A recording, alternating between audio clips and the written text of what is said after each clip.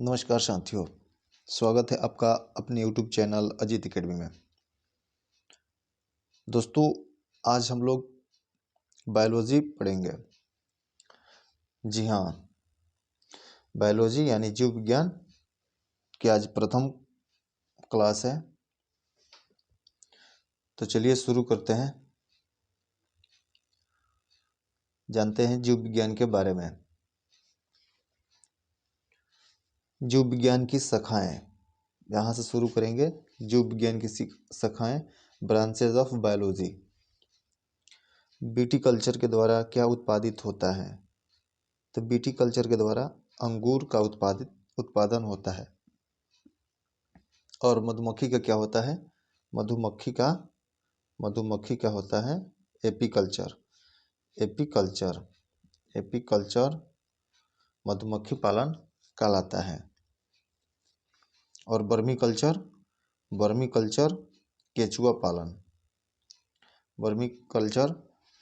केचुआ पालन से संबंधित है। चलते हैं अगले लाइन में। जेरेंटोलॉजी के अंतर्गत वृद्धावस्था एवं आयु वृद्धि के प्रभाव का अध्ययन किया जाता है। वर्मी कल्चर में कौन सा कीट प्रयुक्त होता है? तो केचुआ। अभी बताएं हम। पेडोलॉजी के अंतर्गत किसका वैज्ञानिक अध्ययन किया जाता है? मृदा यानी मिट्टी का। फूलों के अध्ययन को क्या कहते हैं? फूलों के अध्ययन को एंथोलॉजी कहते हैं। कीटों का वैज्ञानिक अध्ययन क्या कहलाता है? कीटों का वैज्ञानिक अध्ययन एंटोमोलॉजी कहलाता है।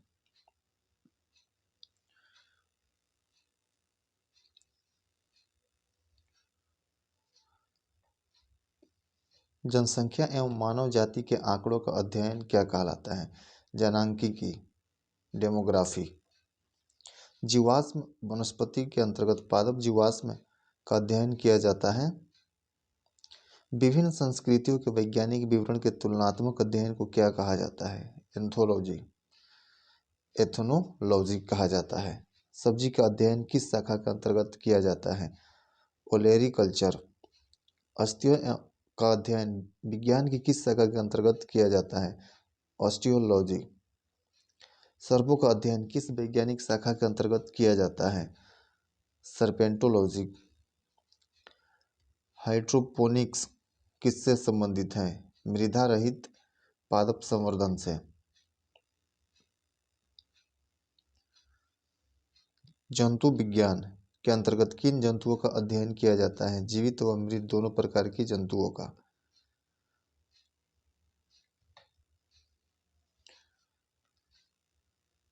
आगे चलते हैं दोस्तों। जीव विज्ञान के विभिन्न शाखाओं के जनक। जीव विज्ञान की शाखा और एक साइड है जनक। जंतु विज्ञान का जनक अरस्तु को माना जाता है। वनस्पति विज्ञान का जनक थियोफ्रेस्टस को जाना जाता है। सूक्ष्म जीव विज्ञान लुई पास्चर। जीवाणु विज्ञान रॉबर्ट कोच। प्रतिरक्षा विज्ञान एडवर्ड जेनर। वर्गीकी अथवा वर्गीकरण विज्ञान कैरोलस लिनियस। रुधिर परिसंचरण तंत्र विलियम हार्वे। कोशिका विज्ञान रॉबर्ट हुक। उत्परिवर्तनवाद का जनक ह्यूगो डी व्रीज को जाना जाता है। कवक विज्ञान का जनक एंटन डी बेरी। पादप शरीर क्रिया विज्ञान स्टीफन हेल्स।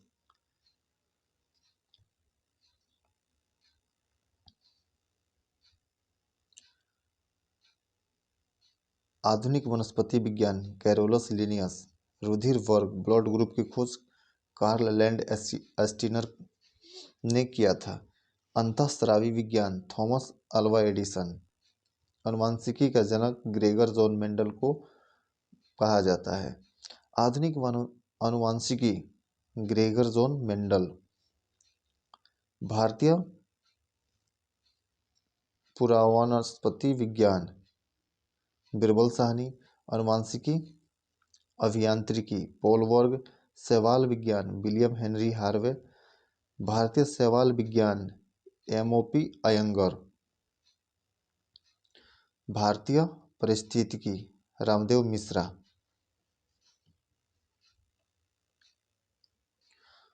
आगे है दोस्तों औषधि विज्ञान हिप्पोक्रेटस। सूक्ष्मदर्शिकी एंटनी वॉन लीवेनहॉक। जीन चिकित्सा एंडरसन। जंतु विज्ञान जीव विज्ञान की ही एक शाखा है। अरस्तु को जंतु विज्ञान का जनक कहा जाता है। चलते हैं अगला चैप्टर। अगला चैप्टर है वनस्पति विज्ञान की प्रमुख शाखाएं। घास विज्ञान घासों का अध्ययन व पालन। एल्गोलॉजी एल्गोलॉजी में शैवालों का अध्ययन किया जाता है। एनाटॉमी एनाटॉमी में आंतरिक संरचना का अध्ययन किया जाता है। एंथोलॉजी में पुष्पों का अध्ययन यानी फूलों का अध्ययन किया जाता है। जीवाणु विज्ञान जीवाणुओं का अध्ययन। ब्रायोलॉजी ब्रायोफाइटा का अध्ययन। कैसिडोलॉजी पादपों में रोगजन्य गांठों पादप कैंसर का अध्ययन। डेंड्रोकोनोलॉजी वृक्षों की आयु का अध्ययन। डेंड्रोलॉजी वृक्षों में झाड़ियों का अध्ययन। इकोलॉजी पौधों का वातावरण से संबंध का अध्ययन। इकोनॉमिक बॉटनी आर्थिक महत्व के पौधों का अध्ययन। माइकोलॉजी कोको का वैज्ञानिक अध्ययन। माइकोप्लाज्मोलॉजी माइकोप्लाज्मा का वैज्ञानिक अध्ययन। नेमेटोलॉजी निमेटोड्स का पादपों के साथ संबंधों का अध्ययन। पेलियोबोटनी पादप जीवाश्मों का अध्ययन। पेलिनोलॉजी परागकणों का अध्ययन। पैथोलॉजी पादप रोगों का उपचार व अध्ययन। पैरासिटोलॉजी पोषक तथा परजीवियों के संबंधों का अध्ययन। फार्माकोलॉजी औषधीय पादपों का अध्ययन। फिजियोलॉजी विभिन्न पादपों के जैविक क्रियाओं का अध्ययन।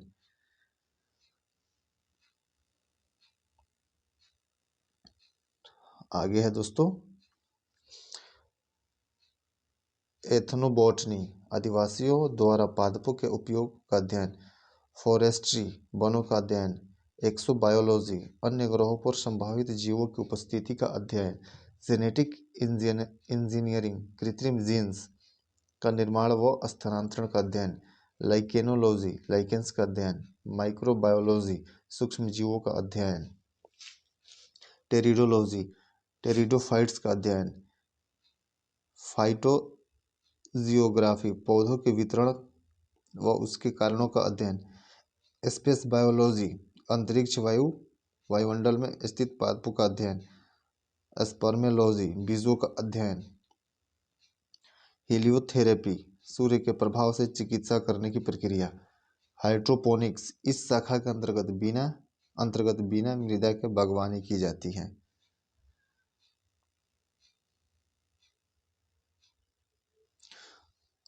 अगला चैप्टर है दोस्तों जंतु विज्ञान की प्रमुख शाखाएं। एनाटॉमी विच्छेदन के द्वारा शरीर एवं विविध अंगों की रचना का प्रदर्शन। एंथ्रोपोलॉजी मानव जाति के संस्कृति का विकास। इकोलॉजी जैविक एवं अजैविक वातावरण से जीवों के विविध संबंधों का अध्ययन। एंडोक्राइनोजोलॉजी अंतःस्रावी तंत्रों का अध्ययन। एम्ब्रायोलॉजी भ्रूणीय संवर्धन का अध्ययन। एंजाइमोलॉजी उत्प्रेरकों का अध्ययन। एंटोमोलॉजी कीट पतंगों का अध्ययन। यह इम्पोर्टेंट है दोस्तों। जेनेटिक्स जीवों के अनुवांशिक लक्षण एवं इसकी वंशागति का अध्ययन। हिमेटोलॉजी रुधिर एवं रुधिर संबंधी रोगों का अध्ययन। हर्पेटोलॉजी उभयचरों एवं सरीसृपों का अध्ययन। मैमेलोलॉजी स्तनधारियों का अध्ययन। माइक्रोबायोलॉजी अति सूक्ष्म जीवों का अध्ययन। न्यूरोलॉजी तंत्रिका तंत्र का अध्ययन। ओडोंटोलॉजी दंत विज्ञान संबंधी अध्ययन। ऑर्निथोलॉजी पक्षियों का अध्ययन। पैथोलॉजी रोगों की प्रकृति लक्षणों एवं कारणों का अध्ययन। रेडियोलॉजी जीवों पर विकिरण प्रभाव का अध्ययन। टैक्सोनॉमी जीव जातियों के नामकरण एवं वर्गीकरण का अध्ययन। आयु वृद्धि के साथ जीवों में होने वाले परिवर्तनों का अध्ययन जरा विज्ञान जेरोंटोलॉजी कहलाता है।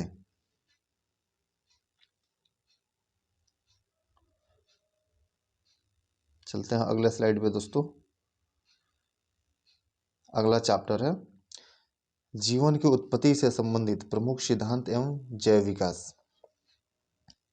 जीव विकास को सर्वप्रथम किसने परिभाषित किया? जीन बैप्टिस्ट डिलेमार्क ने। वैज्ञानिकों ने आधुनिक मनुष्य का अंतिम पूर्वज किसे माना है? क्रो-मैग्नोन मानव को।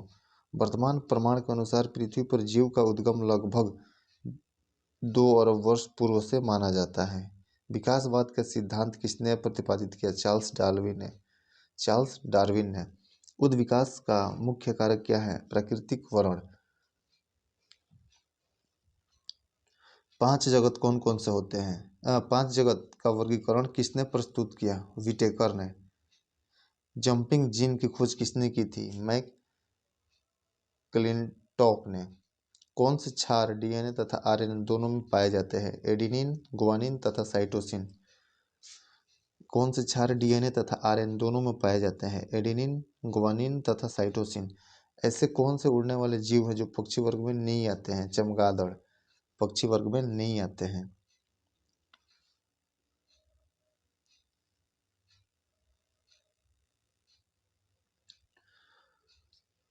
चमगादड़ को उड़ने की कीट एवं क्षमता होते हुए भी पक्षी वर्ग के अंतर्गत नहीं शामिल किया गया है, बल्कि इसे स्तनपायी वर्ग में सम्मिलित किया गया है। वह समूह जिसके जंतु प्रायः रात्रिचर होते हैं। मच्छर, चमगादड़ एवं उल्लू ये रात्रिचर होते हैं। इनको रात में दिखाई देता है और अपना उड़ते हैं, जिसके अंतर्गत मच्छर भी आते हैं।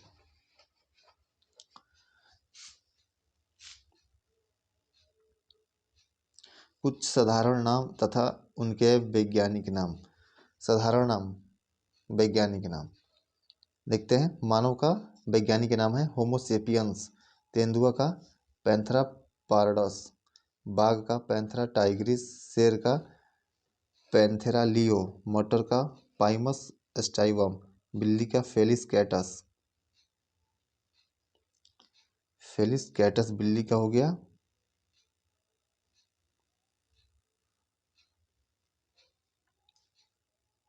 मेढक, मेढक का रानी टिग्रिना। धान का ओराइजा स्टाइवा। सरसों का ब्रोसिका कंपेस्ट्रिस। चन्ना का सीसर एरिएटिनम। गेहूं का ट्रिटिकम एस्टिवम। गाय का बॉस इंडिकस। आम का मैंगिफेरा इंडिका।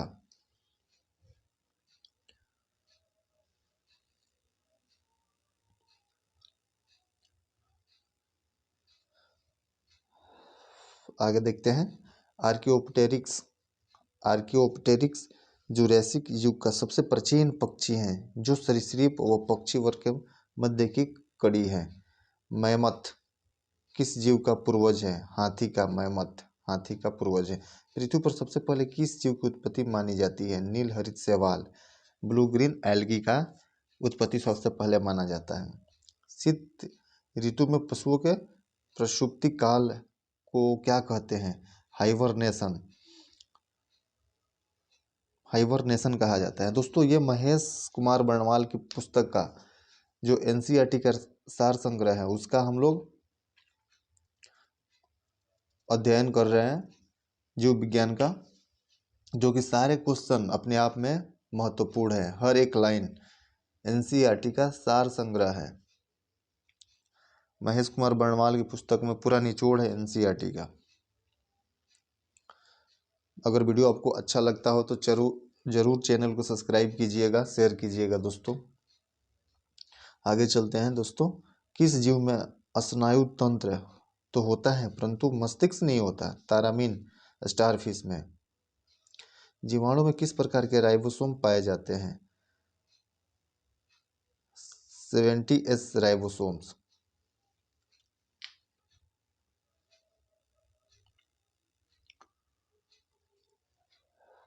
डायनासोर सरीसृप वर्ग में आते थे, जिसका उदय मेसोजोइक युग में हुआ था।